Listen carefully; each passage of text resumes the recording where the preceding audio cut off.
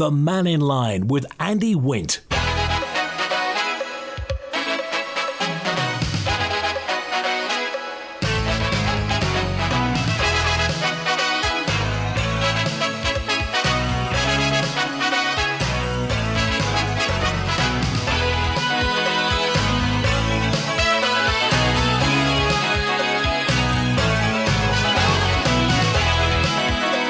Faster Mike, good afternoon. Welcome to Mannin Line on Manx Radio. If you want to follow up on what you heard yesterday with the Treasury Minister taking calls and questions, then by all means, we got lots and lots of points made yesterday on the messages that I didn't get to, so we'll go through some of those. And in the meantime, the floor's yours. Because we're open line now.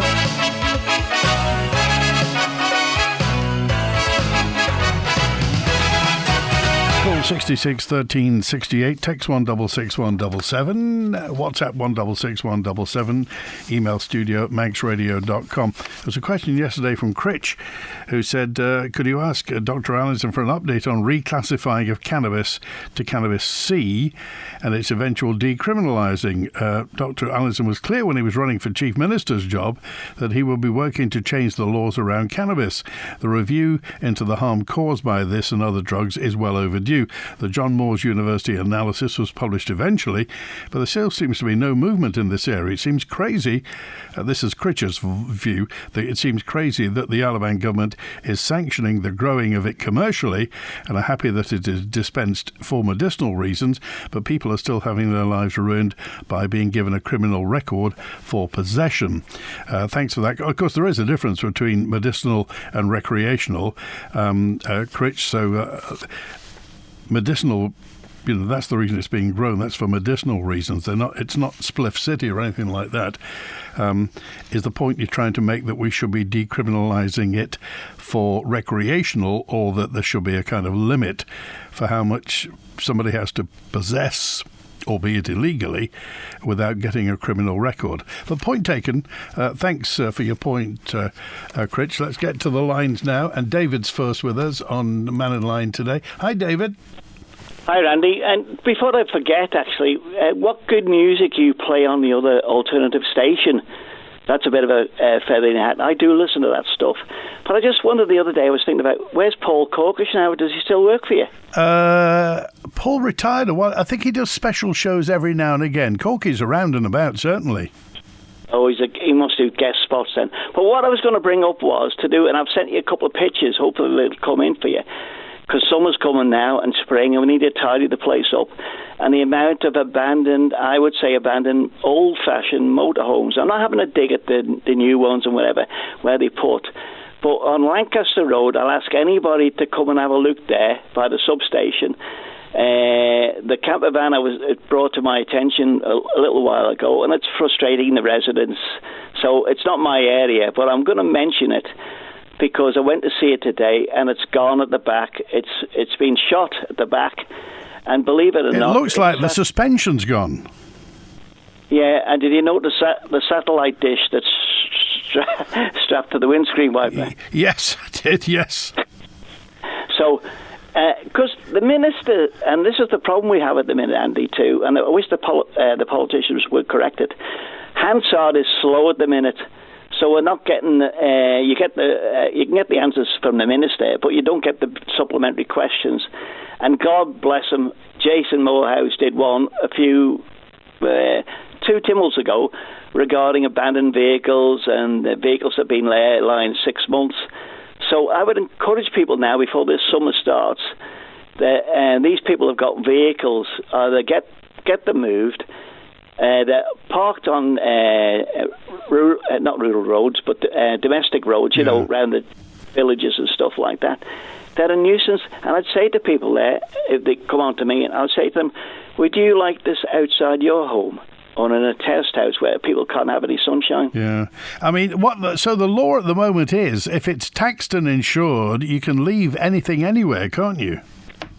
Well, I don't think that's the the right answer. But I know. I'm just on what's the law though at the moment, because somebody can leave. Like obviously, this motorhome, as you say, it's shot at the back. It's either the tyres are flat or the suspension's gone or something, and it's going to only get worse. So the person there either can't be bothered getting rid of it, doesn't want to, or has got a plan for the future, but it's just leaving it there and pretending it's almost kind of in denial that it's affecting other people. And these huge vehicles, and they are big, they affect everybody. Nobody likes to see them, unless it's yours, outside somebody's house. Yeah, and we have the same thing in Belgravia Road too, and I'm not just picking on other people. It's up to government to provide something, or maybe even the local authority. Now, I'll just give you two testers. Summerland site. You go past the Summerland site. Well, there are some mobile homes on the Summerland site, aren't there? Are we getting any money for it? I don't know, but I mean, there must be 2 or 3 mobile homes there. These what they used to call caravanettes there, certainly. Yeah, and the other thing is, have they got plan permission? And the other one is at the back of the grandstand there. You know where the pit lane is and stuff like that. Yeah, there's a huge one there. And I'm not having to dig because they're quite modern or whatever. But at the end of the day, the taxpayers need some money, or government needs some money. Why aren't they paying somewhere, or somebody else provide a base where they can sit for the winter or whatever? Yeah. But I don't want to see them lying all over the place in the summer. Well, the least they could do is just scrape the moss off, because some of them look awful. Well, on that particular one I sent you on a picture, you want to see the roof, it's like grass, and I'm going to put some poppy seeds on top and see if they grow. Okay. All right. Mate. Thanks for calling today. What do you think about this? It's an old vexed question of abandoned motorhomes. Ones that are either just left for the winter or just left until whenever. As long as they're taxed and insured and they're on a road that doesn't have any parking restrictions, they can just stay there. And the people who park them know they're. Now, as David said, we're not having a go. But really, if you're a mobile homeowner, how would you like it? We know of mobile homes that haven't been moved for ages and ages. They've got stuff growing underneath them. They've been there that long. And they're parked in residential areas, sometimes in cul-de-sacs, just in the corner, hoping that nobody will notice. But of course, everybody does, and it becomes the elephant in the room. And it's just another example of antisocial behaviour. Call it antisocial parking. If you've got one near you, send me a photo if you want. You can WhatsApp it, 166 But it might be nice to know what's the longest parked abandoned mobile home, and what shade of moss is on it. Robert's on now. Hi, Robert. You know, all these hot flags, the hurricane... Oh, we lost Robert. Let's go to Julian. Hello, Julian. Hi, Andy. That's a beautiful day out there today. It's gorgeous, isn't it? Yeah, almost. You could almost imagine it was summertime. Well, apart from the fact that the grass is completely sodden because of the rain that we've had, but yes, we take your point. Looking inside out, it's gorgeous. Yeah. Oh, get out on those things and go out on the sea and have a bit of a sea swim. I reckon be good for people. It's not a bit chilly. Just a follow up to yesterday's Mannin line with our Treasury Minister. As far as the first question about access zones, it seems he doesn't feel that there will be any significantly increased expenditure, even though I think I went on ad nauseum about what I thought possibly the lots of different things that would come into this. And he seems happy to proceed. And if the access zone bill is passed, I think he said we'll look at what the actual expenditure will be needed. So I guess they don't know yet, really. He also confirmed that services that aren't already in the bill, like assisted dying, which is not listed on the draft bill, could be used under the any other activity prescribed by DHSC. So kind of an open-ended legislation there. I mean, you could theoretically set up an access zone for anything that you don't like, I suppose. I was listening very carefully to what he said, and he kind of intimated that it was I'm not saying I'm I'm not trying to twist his words, but paraphrasing it, it was a bit of a fuss about nothing. He didn't anticipate any real problems with it. And obviously, if it's around medical facilities, whether it is an abortion clinic or an assisted dying clinic, he didn't anticipate any problems. Is that a bit like when the Liverpool ferry terminal, there were no anticipated problems? Well, yeah, it's not strictly the same, but I know what you mean, yes. And the other question was about net zero. By the way, I noticed that on top of BP pulling out of renewables, which begs the question, will the Morgan and Morecambe wind farm go ahead? Because they were a major part of that. Shell has decided to pull out of its Atlantic Shores wind farm off New Jersey, and they've chosen to lose $1 billion rather than proceed with the wind project. And that's despite being granted full permitting and planning permissions. And Shell stated that the project will not yield the returns the company had forecast.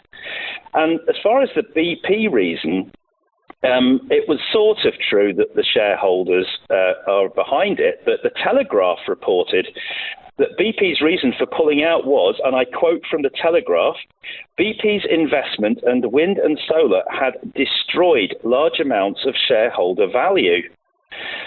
So this is partly down to the hedge funds that are behind BP saying we can't handle this anymore. We're losing money left, right and centre. Well, as you say, the fact is that behind a lot of these operations, in fact, behind some of the stuff that Ørsted does, there are financial instruments behind them, so that something is set up and then a financial instrument takes over the running of it. And it may be that the people running these financial companies, hedge funds and what have you, hedge funds exist basically to increase shareholder value. That's, they're not set up really for a social purpose. It's pure capitalism, a hedge fund. That's what they're there for. Yeah, speaking of Ørsted, their share price is continuing to tank at the moment. This isn't forgetting their $8 billion loss in pulling out of 2 large wind projects in America recently. Well, the share price is about the same over the past year, I admit that, but it's gone down from the peak of, 1,500 a few years ago. It's down, what is it now, about 300 and something? 320, I think. So, yeah. You're looking at 5 times loss, aren't you? Also, I notice, of course, when you think about it, we talked the other week about my question about Mannin and are we getting any money from the customary option fees? Because Ørsted, with every other wind farm, they have to pay an average, sometimes more or less, depending on the megawatt rating of the wind farms, 166 million every year to the Crown Estate. But just thinking about that, if you've got that drag weight, because at the moment, Ørsted have got 21 wind projects either proposed or operational. So that's 21 wind projects where they're paying somewhere around 166 million, either in option fees or the seabed lease that turns into once they've built it. So you've got to wonder, that could be anywhere up to £4 billion a year that they're paying out. Now, if their share price is dropped by 5 times, it makes you wonder how long Ørsted are going to last if they've got $5 billion overhead just in the leases. And also, this has an impact on, bringing it much closer to home with the one that's proposed from Laxey to Ramsey.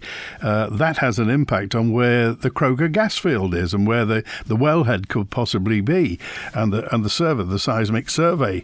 So these things are intertwined, really. The financial future of Ørsted, and I'm not casting any aspersions, but you do have to take this into consideration. It will affect what's happening with Kroger, whose license runs out tomorrow. Correct, and Stu Peters won't get a chance till Tuesday to talk about this. So didn't they say that they weren't going to grant any more licenses? So does this mean if it goes past tomorrow, they'll just be told, sorry, we're not granting any new any new licenses as against a renewal? Well, because unless there's something feverish happening at the moment within government, within Comin or elsewhere, then at the moment it looks like that's the end of the road for Kroger, but we'll find out. All right, Julian, thanks for calling today. Thanks very much, Andy. Cheers. Good to talk to you. And Robert's back with us now. Hi, Robert. Hi, I've gone beyond the Berlin Wall today. I'm over in Port Nahinchi. Oh, my word. Yes, we seem to be over on the other side of the island today. It's a fantastic day. Lovely. It's lovely. I'm down in the creek, expecting chips soon.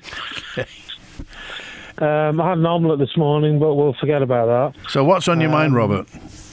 Well, I was just going to congratulate, I'm not sure who the minister was who came on one of the clips and said that the minimum wage is going to increase, which we had a conversation about last week, which went a bit awry, but I mean, at least the best got through anyway. I was wondering what your thoughts are on that. Well, my thoughts are neither here nor there, really. I mean... well, you could promote the issue. Yeah, well, off you go then. What do you think about the minimum wage? Well, I think it should be increased to affect... effectively increases the... collateral of people on minimum wage and takes them out of poverty a bit more, doesn't it?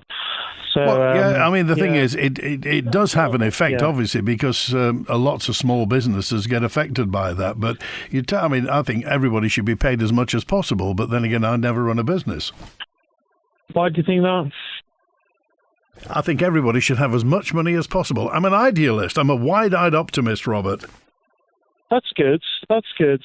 It all depends on facts and figures, obviously, but living wage comes into it. They'll never get to the stage because they've got something lodged in their heads in terms of living wage doesn't equal minimum wage for some reason. I don't agree with that. What's at the bottom of that? I never got to the bottom of that thinking. It just seems to be egregious to me. I don't know why they're not doing it. Well, what is it now? The minimum wage, what? It's $11.45 and going to $12.25. Is that right? Well, that's good. That's not a problem, is it? That's a good insight, isn't it? Well, it depends how much you spend, doesn't it? I mean, the fact is, if you work 40 hours a week at $12.25 an hour, it just depends. People have different circumstances. Lots of people have more outgoings than others, so it obviously depends on your own personal circumstances. It does, to a certain extent. You're right, to a certain extent there. I think it's not what you've got, it's what you spend it on. If you keep it hemmed in and keep a couple of accounts open with Lloyds and HSBC and a couple of the good banks, then you can feather it around on internet banking, can't you? And just make notes to yourself about what you want to spend on in future. What I had is I got a bit of money off an uncle because he passed away, unfortunately, a while ago. What I did is I opened up an open office book or a page, and I said, well, this is what I want to spend on, and I put it into an account for a year whereby I didn't have a card, like one of those debit chip and pin things that you just waste all on that. So I thought, well, if I have to go into the bank and I have to explain what I'm spending on, then at least I can do something with it. I think that's something that we're missing, is the personnel. It's not the humanness of that side to it, because that's a joyous thing, to be honest with you. Okay, all right. I'll be in a minute. Good to hear from you. Thanks, Robert. Enjoy your day in Peel. Good to hear from you. All right, thanks a lot. Thanks for that. Just a few notes. Any vehicle, says Juan715, any vehicle parked on the public road has to be taxed, insured, and capable of being driven, i.e. it's got to be roadworthy. So if a vehicle isn't roadworthy, like this mobile home where the back end's gone down, 2 flat tyres or the suspension's broken, that's not roadworthy. Is that committing an offence? And if it is committing an offence, why isn't a ticket being put on it? I live in St Catherine's Close, and a builder is using the parking area for trailer storage. I've called the DOI to get it sorted. The parking fellow was rude and put the phone down. If my car was parked there without tax or insurance, it will be towed away. Do any of your listeners have any ideas what to do? This is somebody parking a trailer. And thank you, Mike. He sent me a photo of this in St Catherine's Close. Somebody's parking a trailer. Now, a trailer it is a vehicle, but it's not capable of being driven, is it? So, can you park a trailer where there are parking restrictions, or even if there are not parking restrictions? My motorhome is taxed and insured. Road tax £400, insurance over 400, has to be parked within sight of my property. We drive it every weekend and wash it every 2 weeks. So I believe the government would like to reduce my road tax should I park on my drive. But while we're paying a premium to be on the road, it's staying where it's staying. And that's 375. Thank you, 375. Send me a photo, seeing as you wash it all the time. Thanks to that. Good to hear from you. I want to get back to the phones now, and we've got, let me see here, it is Adam with us. Hi, Adam. Hi, Randy. You all right? Very good, yeah. What's on your mind? I'm just ringing up about the narrow scope of the Energy and Sustainability Centre. I'm a bit worried about it because, well, I'm not worried. I'm just, I think it's too narrow because it just seems to be completely obsessed with wind farms. And obviously they're looking to put wind farms off the coast of Macclesfield, the same sort of area as Crogger wants to get its 3D seismic survey and drill. But they're going to be twice the size of Big Ben, Andy, and what's it going to do to the value of properties along the coast? There's quite a few nice houses up there in Macclesfield along the coast, which are going to be affected by it, aren't they, and probably devalued as a result. And also, Andy, what's the vibrations of the wind farms going to do to the cetaceans in Manx waters and basking sharks in Manx waters? How are they going to be affected by it? Well, at the moment, Adam, nobody knows. That's the whole problem, is that you don't know what the impact's going to be until the darn things are built. I mean, they did have that little roadshow that went around. Orsted took a roadshow around where you could put one of the virtual reality helmets on and you could see. I mean, these things are 1,000 feet high. They're going to be 6 miles offshore. It's going to be like an array of UFOs parked out in the sea, right between Laxey up to Dog Mills, north of Ramsey. These things are absolutely enormous. It may be, we don't know, it may be that they arrive and they look brilliant, and we just wondered how we ever live without them. At the moment, we don't know. And as for vibrations, well, nobody quite knows, because there are conflicting opinions as to whether the vibrations kill whales, promote sea life. Who knows? Nobody knows, Adam. No, well, this is it. And I mean, the Airs are one of a special reserve, aren't they? An area of special scientific interest for the hen harrier population in Northern Europe. And there's a lot of evidence to show that anywhere where wind farms are built, the effect on bird life is awful. Terribly detrimental. It's not. It doesn't do them any good at all. Now that's a very good point. That is a very good point. I don't know whether you remember, but a few years ago, maybe 20 years ago, there was a company trying to put a long-wave radio station in the north. In Bride, actually. They were going to put a big transmitter in Bride, and they did so. They couldn't get enough electricity, so they were going to have generators, and all the people in Bride were up in arms about it, and they brought somebody over to measure the sound in Bride at night time, and apparently it was the lowest sound recording that this company had ever done. It is absolutely silent around Bride in the middle of the night. Well, outside anyway. So we don't know that these things, how much effect they're going to have. And as you say, nobody has heard from the Twitchers.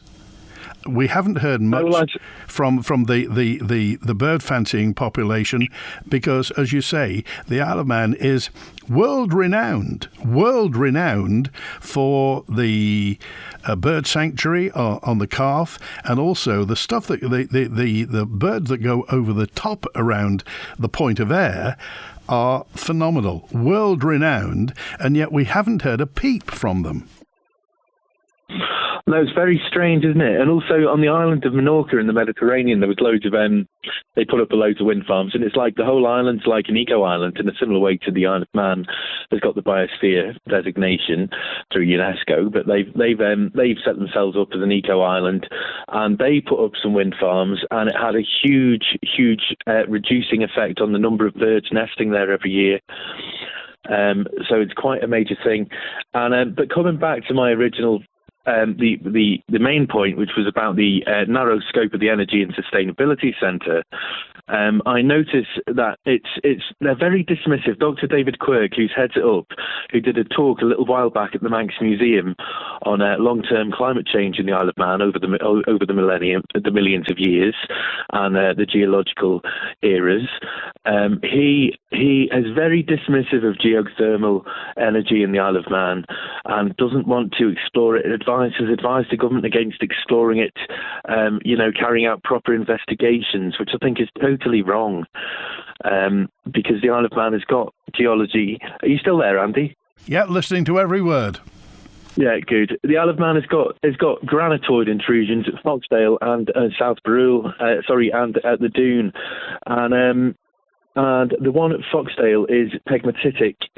And these granite intrusions, Dr. David Quirk is arguing that they are not fractured and faulted sufficiently for water to be put through them, for them to act as conduits for water to be pumped down and put through them and then taken back up to the surface again. But the granitoids are 400 million years old. They're actually Caledonian orogeny in age, and that would be an awful lot older than the 280 million years old granitoids down in Devon and Cornwall, which are successfully being used as geothermal to generate geothermal energy. The trouble is, Adam, that at the back of all this, we have the confluence of politics and money, politics and business. Now, the prevailing wind in the political world is for sustainability.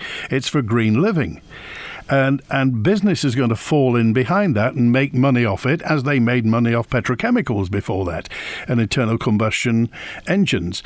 There just doesn't seem to be any money in geothermal. Believe you me, if you could make multi millions and billions off geothermal, there'd be a big company involved in it. But it seems to me that it doesn't make money for people. Consequently, big business isn't interested in it. It may work perfectly well, but it just seems that big business doesn't seem to be bothered. Well, I think they need to look into it more deeply. The government needs to do a proper investigation, because there is a raised geothermal gradient in County Down and a raised geothermal gradient in Cumbria. So you've got raised geothermal gradients on either side of the Isle of Man. And my point with regards to the granite ages is the older they are, the more likely they are to be fractured.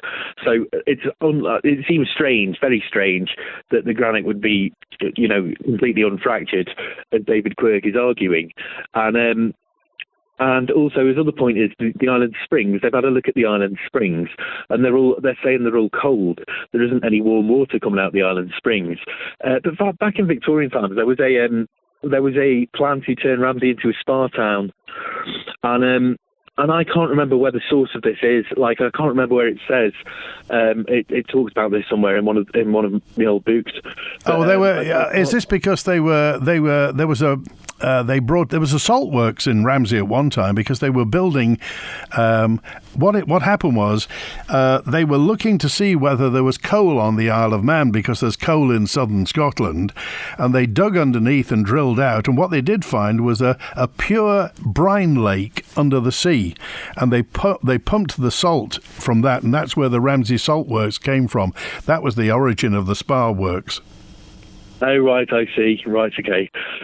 Well, that's probably a no-no then, but they need to have a look at the granitoid. And the other thing with the granites, Andy, is the granite at Foxdale is pegmatitic, which means it is very coarse-grained.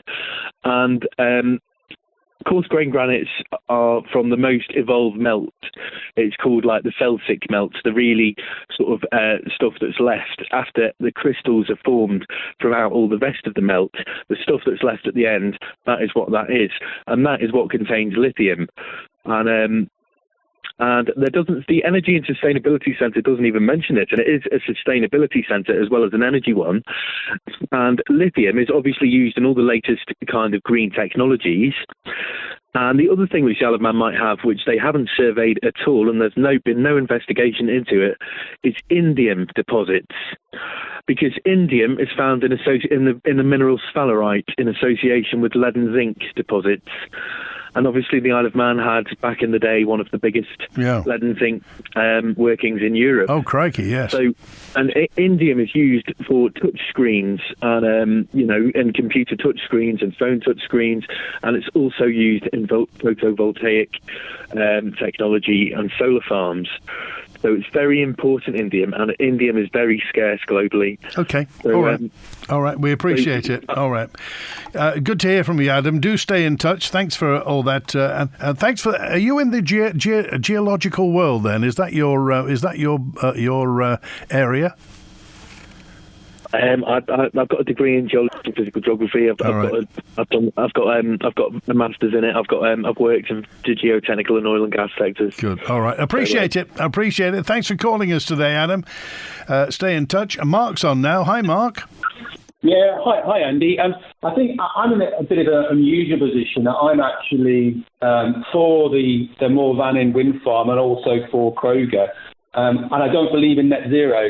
All I really care about is the revenue that the Isle of Man can generate from both these projects if they can be developed. I saw Julian. I actually went to the conference with regards to how the island's going to make money. I think it was a government conference from Ørsted, and we're not going to get a rental fee. He stated that what it will be is a percentage of the revenue. What that is, we don't know. I am doubtful about it happening, though, because it will depend on the UK government subsidising the wind farm. And I just don't think that will go down very well. The Labour government subsidising an offshore tax jurisdiction, even though we don't call ourselves an offshore tax jurisdiction. But the main reason for my call is that there seems to be, I was talking to my local MHK, and there seems to be a feeling that, if Kroger doesn't work this time, and I think it's something to do with Ørsted getting in the way, there's some contractual issue, I'm not sure what it is. But if Kroger doesn't happen this time, they feel like, okay, another E&P company can come in 4 or 5 years' time and develop a field. That won't happen, Andy. It's not because of what Dr. Allenson said yesterday, that Tynwald decided that if the Kroger license expires, they're not going to renew that. Tynwald can change their mind, as we know. The problem is that in order for the gas field to be economic, the pipeline is going to be tied back to a gas processing plant in Barrow and Furness, as per Kroger's diagram. Now, that gas processing plant is due to close in 2030. And the only reason that gas processing plant is going to stay open is if there is significant gas development in the Irish Sea. If there's not, it closes. So if the government doesn't make a decision on the gas field this time round in the next, I'd say, months to year, then it's not going to happen. And another E&P company won't come in because it's just not going to be economic. What Kroger are going to do, as per their diagram, is tie into the existing pipeline and tie into a gas processing plant. It's not economic to build a massive big gas processing plant in the Isle of Man, and I don't think any of the Isle of Man residents would want that either. So that's the key. And I tried to call yesterday to. I don't think any of the COMIN members probably understand that. I'm sure Kroger had told DOI about the gas processing plant in Barrow and Furness.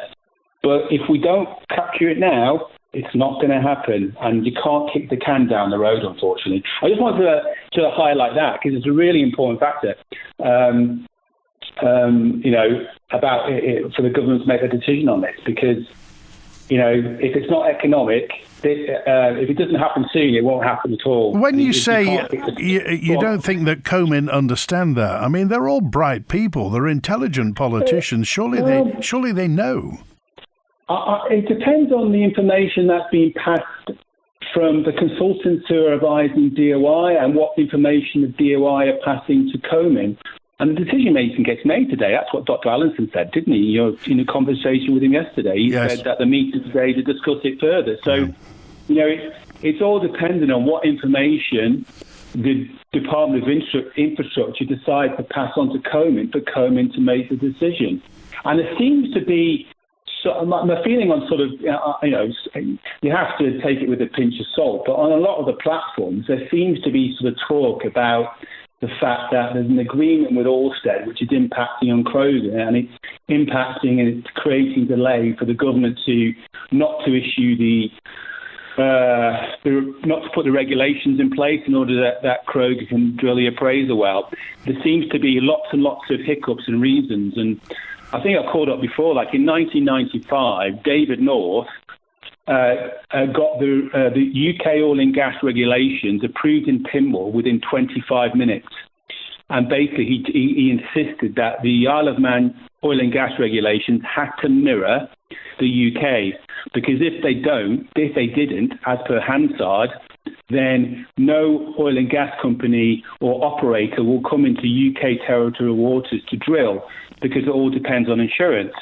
And it just boggles the mind that if in 1995 Tynwald in 25 minutes could vote to enact the Isle of Man rules and regulations to mirror that of the UK, why it's so convoluted and it's taken 7 or 8 years, which leads you to think there's something not quite right. What there is, Andy, I don't know. Okay. But I would like both of them to work out, both the wind farm and the gas field. Okay, Mark, thanks for calling today.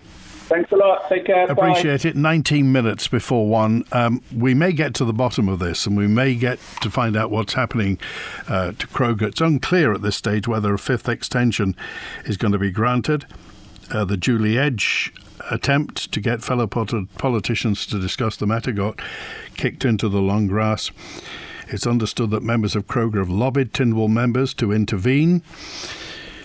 Next week, you'll hear all about it, because on Monday, and you heard him call yesterday, former MHK, former Minister for Policy and Reform, Chris Robertshaw, will be on Manx Radio on Mannin Line on Monday to talk about Kroger. This weekend, we'll know whether or not Kroger will continue, possibly even happen, or whether it is the end. The end of a possibility of drilling for gas in Manx territorial waters. So on Monday, 12 midday, on Mannin Line, Chris Robertshaw, who is a shareholder of Kroger, has been involved for a long time, but if you like, has a foot in both camps as a former politician.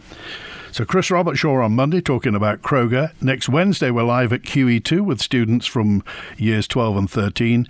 And a week tomorrow, the Chief Minister will be on, Alfred Cannon. We're cooking with sunshine, cholera. We're washing with sunshine, cholera. We're heating with sunshine, cholera. The future looks good. With solar panels, battery storage and domestic wind turbines from Era Electrical, you can slash your electricity bills and recoup your investment in as little as 7 years. Call now to find out more. 676 544. Future looks good. Get your garden ready for spring with Riley's. Seed potatoes to garden machinery. Get down to Cool Road, Braddon for everything you need. And all your pet supplies and birdseed too. Leap into spring with Riley's Garden Centre. Crossroads, Isle of Man, putting carers first. Come to the Community Cafe at Crossroads. Enjoy a bite to eat or a cuppa and cake, all while supporting a worthy cause. The Community Cafe at Crossroads, 11 Tynwald Street, Douglas. 10 a.m. to 4 p.m. every Thursday and Friday. Crossroads, Isle of Man, putting carers first. Looking for the perfect blinds for your home or office? Talbot & Son creates stunning vertical and roller blinds right here on the island. Handcrafting each blind with the highest quality fabrics and top-of-the-line components for a perfect fit, lasting durability and a sleek, stylish finish every time. Talbot & Son at Snudborough Trading Estate. Custom-made blinds just for you. Locally made, locally loved. Call us on 629940 or visit talbots.im. Anyone in? Oh, I'm I'm glad it's you. Come in and have a listen to this. Why the housemaster's wife, when she came into lunch, put a hat on? Wouldn't it dig into that? It's not raining in here. And I'm not entirely sure what this is about. Never judge a sausage by its skin is my motto. But I know we all like a mystery. And there were several people who wouldn't go in that church on their own or in the dark. And the answers are all hidden in the archive room here on Manx Radio. And of course, there's our archive serial. A new character appears in episode 4 and Bill makes a surprising admission. Nothing excites me more than a prize marrow. For the full story, come back tonight at 5:30 or pick up the podcast and listen at your leisure. The Mannin Line with Andy Wint. Hey, it's 1:45 now. I was interested, says WhatsApp 841. I was interested in the debate on geothermal on the Isle of Man. It seems that many residents appear to want further investigation on the subject. Given that, would residents be happy to pay an additional tax to help pay for expensive investigations? Thank you for that, 841. Nobody knows, do they? Nobody knows how much it would cost to drill a well to see whether geothermal would work. And there are some people who say it won't work, some people who say it will work. And you never know, do you? You never know who's got a dog in the fight. You never know whether the people who are saying it won't work represent something else, or whether the people who are saying it will work are trying to sell you geothermal. We're in the middle. We're just the people who pay the bill. And as usual, we're a bit in the dark. Here's Eddie now. You're not in the dark, are you, Eddie? No, a bit fed up waiting. I tried to get on yesterday, but 3/4 of the programme, and you only had about 5 callers, I think, which gets me to 3 quick points. One is your last caller, I'll quote what he said, was something not quite right. That's what we hear all the time out here. Also, the other thing was that you had another caller on earlier who said, or I think it might have been you that actually said, we don't hear a lot from the bird people. Well, we have cried till the cows come home. The only people that don't say anything, we even took a peregrine falcon to Ramsey to show the people what these beautiful things are like. Absolutely, we bend over backwards to try and tell people about birds. The only people that don't seem to say anything, and again, there's something not quite right, are those who are paid by the government. And you know what I mean, where I'm coming from there. Yesterday, like I say, I was waiting for 3/4 of your programme to get on. I'm not blacklisted, am I, in any way? We don't have blacklists. Stu used to have blacklists, I think. But anyway, I think I've said this quite a few times. When you've got something important on, why not make the programme 2 hours? You must have had loads of people waiting to come on yesterday. Honestly, I know 3 that couldn't get on. Anyway, what's your point? But yesterday, if I would have got on yesterday, I would have asked the Chief Minister. I paid into the fund for 50-odd years, and I don't seem to have any say about what happens to my money. The government has dipped into these funds on numerous occasions. I want to know when they're paying it back. And the other question on pensions is the government themselves, I wonder what their pension is when they retire.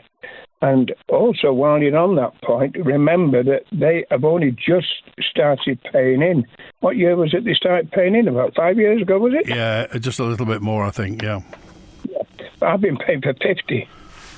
And they're trying to tell me that my fund will run out in 2047, is it?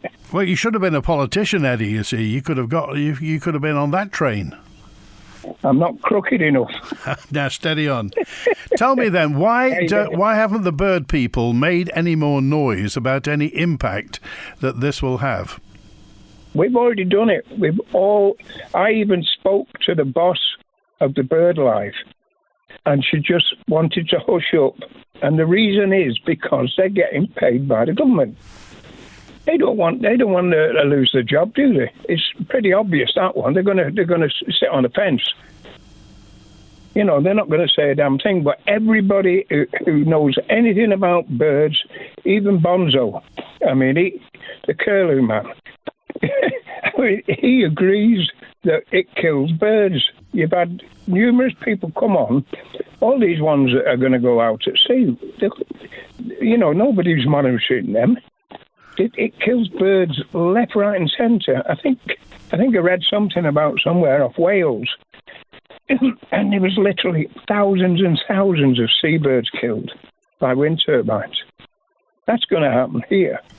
What I would love to see is no wind turbines at all anywhere in the Isle of Man, and make the damn place a national park. Okay. To me, it's obvious. If you want people to come here, make the fares cheaper, which is another subject you've had on.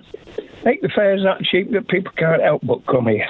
Once they're here, if I had £1,000 to spend and it cost me £700 to get here, or £600, I've only got a little bit to spend. But if I only paid, say, £200, I've got £800 to spend in the shops. And all your shopkeepers would love that, wouldn't they? End of story. All right, Eddie, appreciate it. Thanks for calling today. See you. 10-1. My crystal ball, says Steve, predicted a daily anti-renewables agenda. If you want to criticise renewables, that's fine, but if you don't do it at the same time as completely refusing to acknowledge the massive environmental impact that fossil fuels have made and continue to have on our planet, or the geopolitical problems with fossil fuel supply, this affects your credibility. Steve, a lot of points there.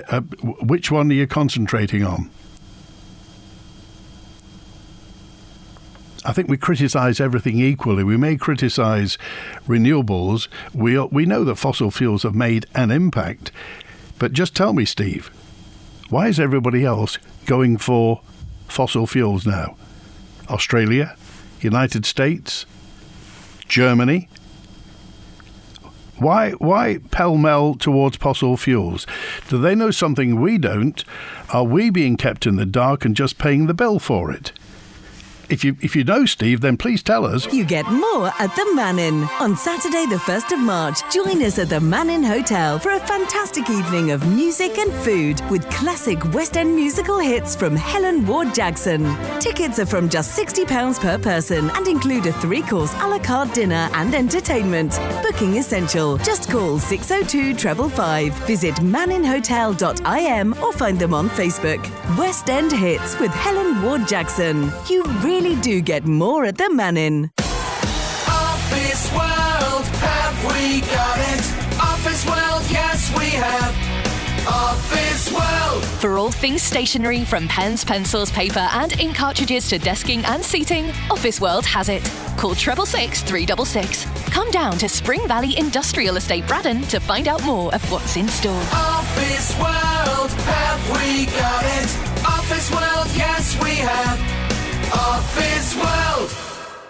Manx Radio is the #1 choice of listeners aged over 35 on the Isle of Man.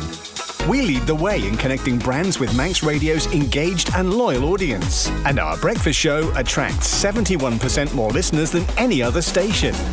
So if you want to boost your brand with tailored advertising that really works, then call 682 620 or email sales@manxradio.com. Help your business reach new heights today with Manx Radio.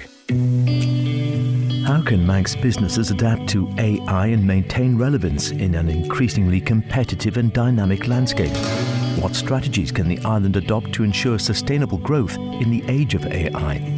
If you're not sure how your business can benefit from AI, join Chief Executive of Digital Isle of Man, Lyle Raxall, co-founders of Lima Logic, Natalie and Brian Gallagher, and Dan Thomas, founder of Architect, as they discuss these and other matters on the Activate AI podcast.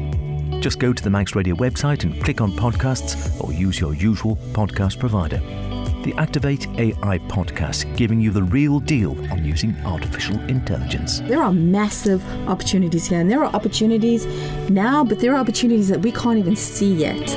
The Mannin Line with Andy Wint. I don't know if anybody watched Peston last night, says Andy on 422, but please correct me if I'm wrong. I'm sure I saw that electricity bills, would rise until at least 2040 before we saw a glimpse of any reduction to our bills. Bearing in mind that we pay in Europe, Western Europe as a whole, pays enormously high electricity bills. In other places, electricity is just use as much as you want. We pay a fortune for our electricity, 29p per kilowatt hour, and nobody is saying, Ørsted, anybody is saying how much it's going to be in the future. And surely the people who have, buy these enormous companies and have swathes of accountants and advocates to work things out, they'll know how much they're going to get paid. They will know roughly how much our electricity is going to be, but they don't say how much our electricity is going to be. A note in from 072, this is 072's opinion, Manx Wildlife Trust is paid handsomely by DEFRA. Hence, they won't make a comment. Howard's on now. Hi, Howard. Hiya, Andy. Just listen to what you said before, and in deference to all the other callers. And Andy, Chris Robertshaw, Monday, you said it was on. I implore people who are listening to this programme, commenting on this programme, to listen very carefully to what Chris has to say on Monday. Because, yes, he is a shareholder, and yes, he's been a businessman for many, many years and has a good financial head on his shoulders. So let's hear a totally different point of view. We've had the coveted government view on this. Now let's hear what the people who are putting their own money into the offshore gas, see what they've got to say. And I would like Chris to put his point of view carefully, which he will do, but for people to listen even more carefully. Well, he's more than willing to take calls. We'll take calls for the whole hour. Chris, he doesn't shy away from much, and he'll certainly have his say. And we just need to I just think it's we need to get to the bottom of this. We need to find out, is this just smoke and mirrors? Is there any money in it for the Isle of Man? Is it going to help us with our transition to net zero? Is it going to put the price of electricity down? Well, it'd just be nice to know what's going on. Yes, and this is where Chris Robertshaw's opinion is an extremely valuable party to information that the government will not or has not put out to the public domain. And it'll be a programme well worth listening to, and more power to the man's elbow. Okay. But just to finish your programme on a smiling note, Donald Trump has said there are that many birds being killed in the United States by wind turbines, the coyotes are getting fat, and he's wanting to put them on a diet. Right. Thanks for that, Howard. Okay. Take care. Bye. I listen with interest to the Keys debate on parking permits in Douglas. Simple solution, we should ban the use of company vehicles and vans being used by employees to commute to and from their place of residence. The vehicle should remain parked on company premises. It's the company's fault. The company should have a vehicle compound for their vans, and the drivers should make their own way to and from work. Then you wouldn't have company vans parked on residential streets. That's it. So Monday, Alex is on tomorrow, and I'll be back with Chris Robertshaw on Monday on Mannin Line. WINT